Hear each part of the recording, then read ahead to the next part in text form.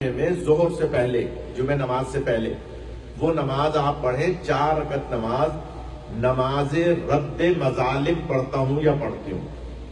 کیا نام ہے؟ رد مظالم۔ رد مظالم کیا مطلب رد مظالم کا؟ کہ وہ چھوٹے موٹے گناہ جو ہم بچپن سے کرتے چلے آئے، کسی کا چھوٹا موٹا حق کھا لیا، کسی کا کوئی ہم نے مثلا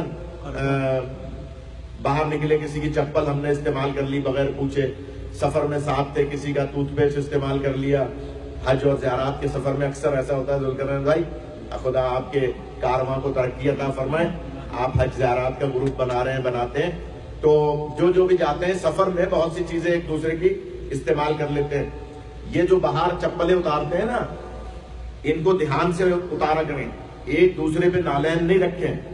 اگر کسی اور کی چپلوں پہ آپ نے اپنی چپلیں رکھ دی تو 70 گناہوں میں اضافہ ہوتا ہے، غور فرمائے گا۔ اگر کسی کی نالین پر نالین رکھ دیا آپ نے تو جان بوجھ کے، تو اس لیے نالین کو بہت دھیان سے رکھیں۔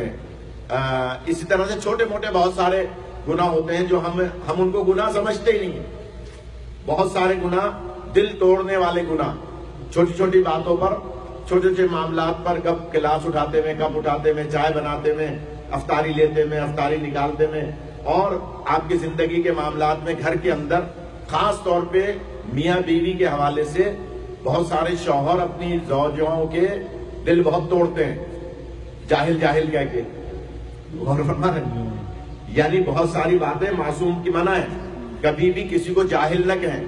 اکثر بیوی سے کوئی غلطی ہو گئی ہے، گھر میں کوئی معاملہ ہو گیا، تم تو جاہل ہو، سخت منع ہے۔ ریاض بھائی توجہ فرمائے گا، سخت منع ہے معصوم کی، اس لیے کہ میری طرف منہ نہیں ہے نا، اس لیے میری طرف توجہ فرمائے، سخت منع ہے معصوم کی کہ آپ کسی کو بھی، زوجہ ہی نہیں، کسی کو بھی جاہل نہ کہیں۔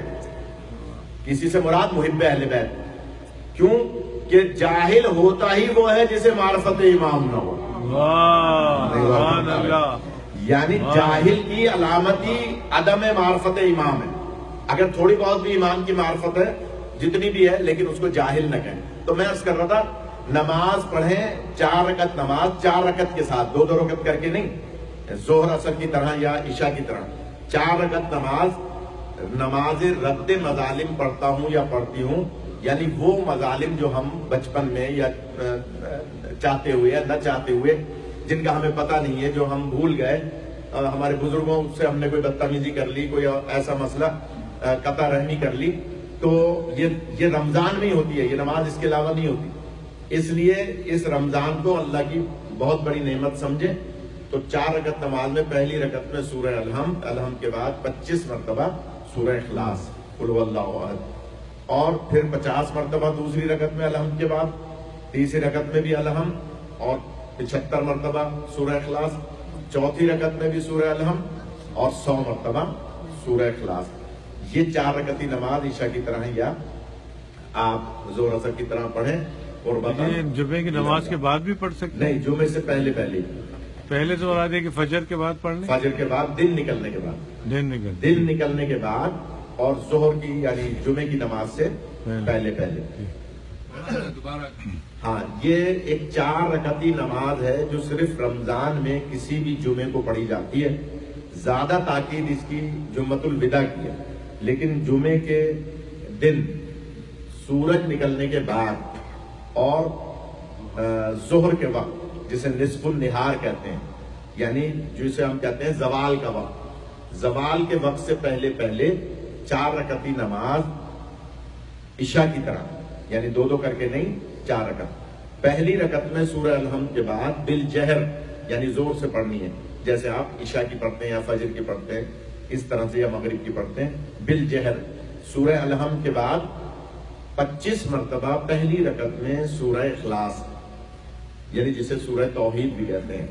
دوسری رکعت میں سورہ الحمد کے بعد 50 مرتبہ سورہ اخلاص، تیسری رکعت میں سورہ الحمد کے بعد 75 مرتبہ سورہ اخلاص، چوتھی رکعت میں سورہ الحمد کے بعد 100 مرتبہ سورہ اخلاص، اور دوسری رکعت میں قنوت بھی پڑھیں گے، جو کہ علامت ہے شیعہ نے حیدر کرار، جو 53 علامتیں بتائی ہیں محبان اہل بیت کی، اس میں یہ ایک قنوت پڑھنا بھی دوسری رکعت میں علامت ہے۔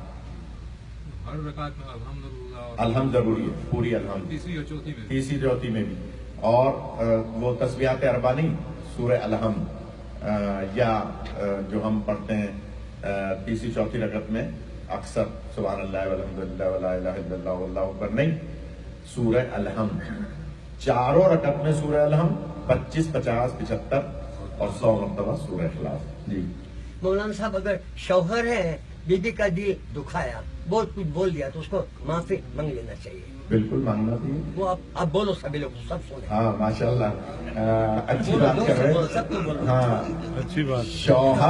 شوہر اپنے آپ کو دیکھیے، یہ جو مہینہ ہے نا درگزر کا مہینہ، معافی کا مہینہ ہے.